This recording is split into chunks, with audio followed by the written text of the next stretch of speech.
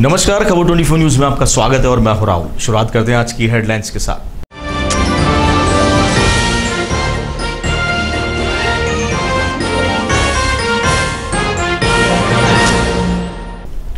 धौलपुर में न्यूनतम वेतन का मिल रहा है भुगतान, आंगनबाड़ी कर्मियों को परमानेंट होने का है इंतजार।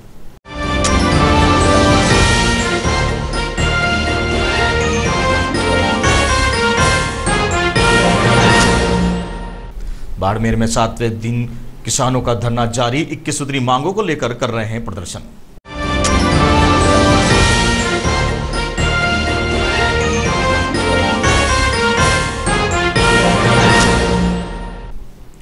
भवानी मंडी में मेधावी छात्र छात्राओं का सम्मान समारोह आयोजित, 26 छात्र छात्राओं को किया सम्मानित।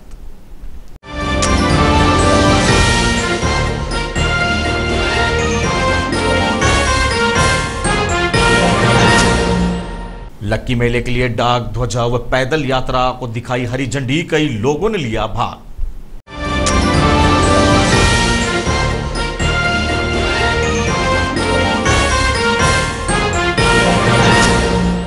सिंगरौली में बोलेरो कार ने अनियंत्रित होकर खाई पलटी, 4 लोग हुए गंभीर घायल।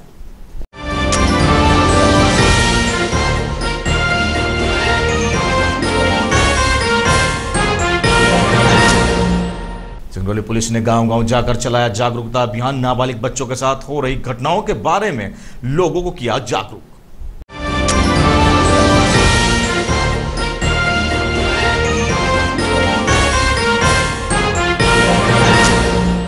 कामा सड़क निर्माण के विरोध में धरने पर बैठा परिवार, कामा क्षेत्र के बिलोदा गांव का है मामला।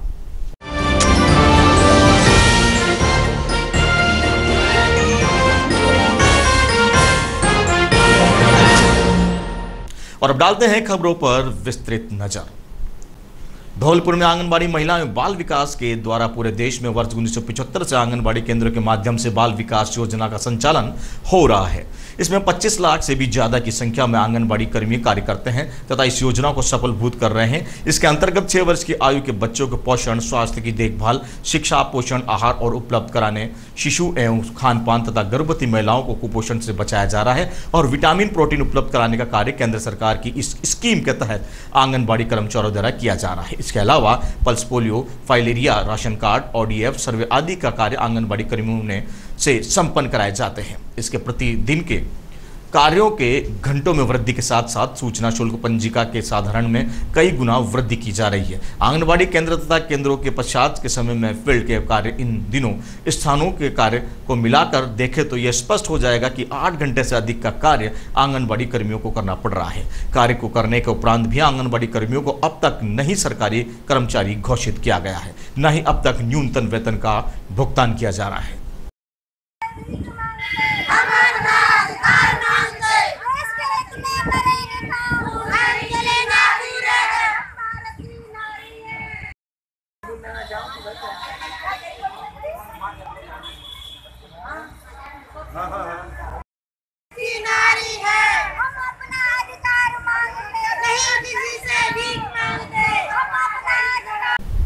बाड़मेर मुख्यालय पर भारतीय किसान संघ के बैनर तले 21 सूत्री मांगों को लेकर धरना 7वें दिन भी जारी रहा। भारतीय किसान संघ जिला उपाध्यक्ष दयाराम थोरी ने बताया कि 7 दिन से चल रहे अनिश्चितकालीन धरने पर उपस्थित किसानों को कहा कि किसानों की 21 सूत्री मांगों को अगर जल्दी से नहीं माना गया तो मजबूरन कड़ा रुख अपनाते हुए सेवा बंद एवं आवश्यक सेवाओं को अनिश्चितकाल के लिए रोकने पर मजबूर होना पड़ेगा। किसान संघ आम किसानों के हित के लिए हमेशा से संघर्षशील रहा है। अगर किसानों की समस्याओं को सरकार नहीं सुनती है तो अन्नदाता सड़क पर आकर आवश्यक सेवाएं, दूध, सब्जी एवं भारत बंद तक करवाएगा। इसमें किसानों सहित आम लोगों को कहीं दिक्कतों का सामना करना पड़ेगा, जिनकी समस्त जिम्मेदारी प्रशासन और सरकार की होगी। भारतीय किसान संघ के धरने में किसानों द्वारा सद्बुद्धि यज्ञ का आयोजन किया गया, जिससे कि सरकार को सद्बुद्धि आए और किसानों की वाजिब मांग को जल्दी माने। इसके लिए धरना स्थल पर उपस्थित हजारों किसानों ने सद्बुद्धि यज्ञ की आहुति देकर सरकार को जल्द ही सद्बुद्धि आने की प्रार्थना की। भारतीय किसान संघ के तहसील अध्यक्ष ढालूराम लाखेरी एवं 21 सूत्री मांगे रखते हुए पिछले महीने हुए मिड डे मील घोटाले की निष्पक्ष जांच कराकर दोषी को सजा दिलाना, सूखे की मार झेल रहे पशुओं के लिए चारे पानी की व्याप्त व्यवस्था करने एवं अभी तक वर्षा नहीं होने से अकाल की आकांक्षा को देखते हुए पशुओं सहित आम लोगों के लिए समय पर आवश्यक चीज़ों की पूर्ति करना, फसल बीमा क्लेम, खरीफ 2018 प्रधानमंत्री सफल फसल बीमा योजना का बीमा क्लेम कंपनी द्वारा मनमानी के चलते 1 वर्ष बाद भी भुगतान नहीं किया गया। क्रॉप कटिंग के दौरान विभिन्न विसंगतियों के कारण सही आंकलन नहीं हो पाता है। सर्वे के समय सरकार के प्रतिनिधित्व के साथ साथ किसान प्रतिनिधित्व मंडल को शामिल किया जावे। बैंकों में भारी भीड़ों किसानों को लेन देन में भारी समस्याओं का सामना करना पड़ता है, इसलिए अतिरिक्त बैंक की शाखा खोलना। कृषि विभाग किसानों के पूर्वा ड्रीम डिग्गी सोलर पंप सहित अनुदान प्रस्ताव लंबित है, उनको तुरंत भुगतान दिलाकर राष्ट्रीय बागवानी बोर्ड बागवानी फसलों के अनुदान के तहत जिले के किसानों को एसबीआई बैंकों की मनमानी के चलते पत्रावली 2015-16 से अभी तक लंबित पड़ी है। किसान कर्ज के परेशान इस संबंध में आप सब कई बार ज्ञापन दिया जा चुका है, परंतु कोई परिणाम नहीं निकला।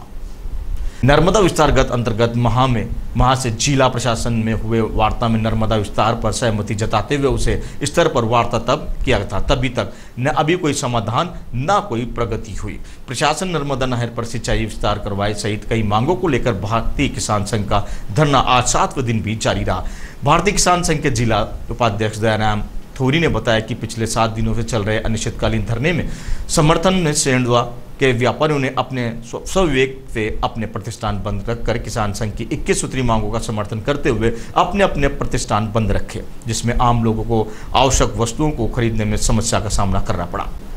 इसलिए भारतीय किसान संघ सरकार से पुरजोर मांग करती है कि किसानों की वाजिब मांगों को जल्द से जल्द माना जाए। सेडवा के अंदर सद्बुद्धि यज्ञ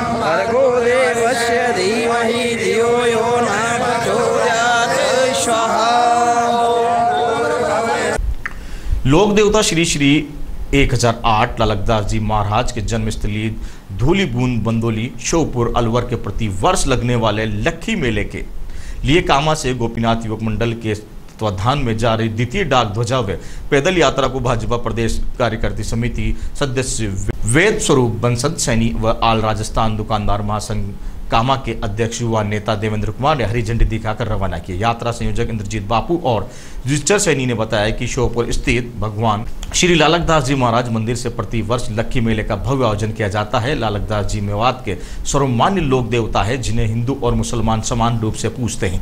लालदास जी महाराज ने मेवात में सांप्रदायिक सौंदर्य स्थापित किया था। भगवान लालदास जी की प्रेरणा से गत वर्ष गोपीनाथ युवक मंडल के द्वारा कामा से यह डाक ध्वजा श्योपुर अलवर के लिए प्रस्थान करती है। इस क्रम में यह डाक ध्वजा रवाना की गई। इसमें सैकड़ों स्त्री पुरुषों ने अलावा गोपीनाथ युवक मंडल के लोग। जिले के सरई थाना अंतर्गत गन्नई रोड पर एक दर्दनाक हादसा हो गया। तेज रफ्तार बोलेरो अनियंत्रित होकर रोड पर पलटी खा गई। बताया जा रहा है कि हादसे में बोलेरो चालक सहित 3 लोग गंभीर रूप से घायल हो गए हैं। घायलों का उपचार हेतु नजदीक के अस्पताल में भर्ती कराया गया, जहां घायलों का उपचार जारी है। वहीं सूचना के बाद मौके पर पहुंची पुलिस टीम जांच में जुटी हुई है।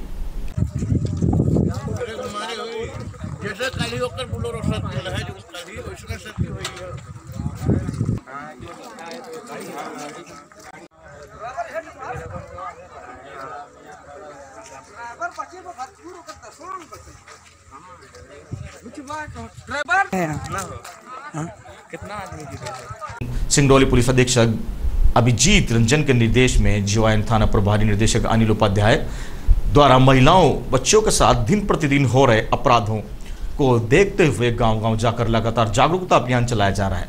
पुलिस ने जियाना थाना क्षेत्र के कई गांवों में पहुंचकर कार्यक्रम आयोजित किया। उपस्थित सरपंच जनप्रतिनिधि आंगनबाड़ी सहित भारी संख्या में गांव की महिलाएं छात्र छात्राओं को थाना प्रभारी उपाध्याय ने महिला हेल्पलाइन 1090, चाइल्ड हेल्पलाइन 1098, डायल 100 और निर्भया मोबाइल के नंबर देकर जागरूक किया। साथ ही उन्हें आपात स्थितियों में खुद की सुरक्षा कैसे की जा सकती है, इसके विस्तृत जानकारी दी। नाबालिगों को गुड टच और बैड टच के बारे में जानकारी दी गई। इस दौरान छात्राओं ने भी पुलिस किस तरह से मदद पहुंचाती है, किस तरह से अपराधों में क्या कार्रवाई होती है, सवाल पूछकर अपनी जिज्ञासाओं को शांत किया। वहीं मुख्य रूप से उपस्थित अनिल उपाध्याय, प्रशिक्षु उप निरीक्षक रूपा अग्निहोत्री, अहिरवार प्रधान आरक्षक गोविंद लाल, प्रियंका गुप्ता, आशीष द्विवेदी का सराहनीय योगदान रहा। ठीक है, इसके बाद ये है कि बच्चों को पढ़ाना है आपको, चाहे वो लड़की हो चाहे वो लड़का हो। ये नहीं कि आप 14-15 साल में शादी करके बैठ जाओ, ठीक है। कम से कम 18 साल तक तो पढ़ाना ही है। 18 साल तक तो सरकार भी फीस नहीं लेती आपसे। यदि आप ये बोलो पैसा नहीं है तो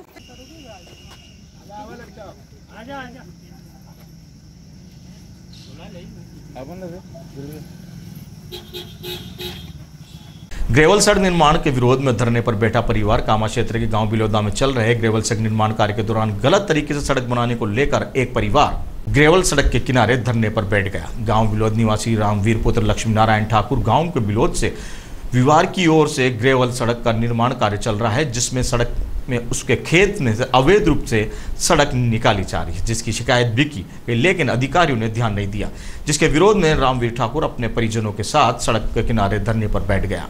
लेकिन साय तक कोई भी अधिकारी जानकारी लेने नहीं पहुंचा, जिससे उसमें अधिकारियों के प्रति रोष व्याप्त है। विकास अधिकारी के जयमन ने बताया कि कनिष्ठ तकनीकी सहायता के मौके पर भेजकर मामले की जानकारी की जा रही है। उस गरीब परिवार को पूरी रात अंधेरे में निकालनी पड़ी, तब जाकर सुबह करीब 10 बजे तहसीलदार व पटवारी मौके पर पहुंचे और जमीन की पैमाइश की जा रही है, लेकिन अभी तक गरीब परिवार की संतुष्टि नहीं मिली। पीड़ित परिवार का आरोप है कि अभी तक करीब इस जगह की पैमाइश 8-10 बार हो चुकी है, लेकिन हर बार पैमाइश की नपत अलग अलग जगह पर आती है। क्या कारण है कि पैमाइश की नपत उसी जगह पर पुनः चिन्हित अंकित क्यों नहीं होती, जिस जगह पर पहले ही अंकित हुई है?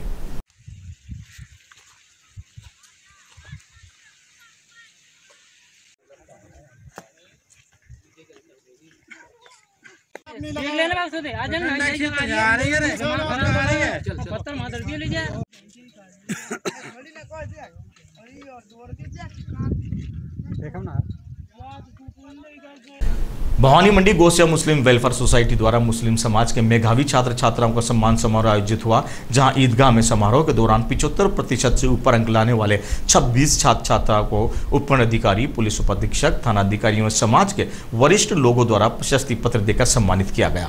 वहीं इस दौरान 2017-18 में गोसिया मुस्लिम वेलफेयर सोसाइटी द्वारा किए गए सामूहिक विवाह सम्मेलन के 22 जोड़ों को सरकार द्वारा दी जाने वाली 15,000 रुपए की FD भी दी गई। मार्क्स प्राप्त किए हैं 77.83। हमने यहाँ पर उन बालक बालिकाओं को शबाना खान साहिबा अपने घर कमलों द्वारा दी। 12वीं में जिन बच्चों ने अच्छे मार्क्स प्राप्त किए हैं उनमें मैं आमंत्रित कर रहा हूँ। इन्होंने 90% पॉइंट प्राप्त किए हैं। ज्योग्राफी में 2% इन्होंने मार्क्स प्राप्त किए हैं।